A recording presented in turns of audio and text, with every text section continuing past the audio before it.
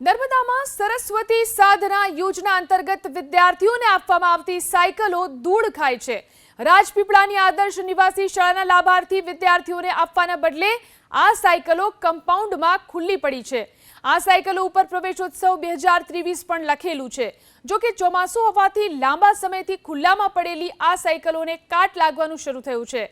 આદિવાસી વિદ્યાર્થીઓને શાળાએ જવામાં મુશ્કેલી પડે છે અને આ બેદરકારીને કારણે વરસાદમાં સરકારના પૈસા પાણીમાં ગયા હોય તે પ્રકારની સ્થિતિ છે। રાજ્યના શિક્ષણ વિભાગ દ્વારા જે કન્યા કેળવણી છે, કન્યા કેળવણી અંતર્ગત આદિવાસી બાળકોને જે સાયકલ વિતરણ કરવામાં આવતી હોય છે।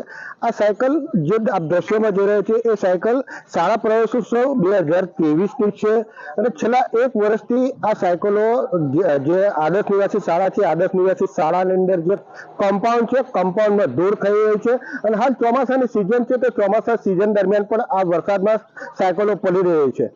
સરકારના આ અનગઢ વહીવટના કારણે બાળકોને પોતાનો લાભ મળતો નથી અને સરકારની આ નીતિથી વાલીઓમાં પણ ભારે રોષ જોવા મળ્યો છે। કનકસિંહ માત્રોજા, એબીપી અસ્મિતા।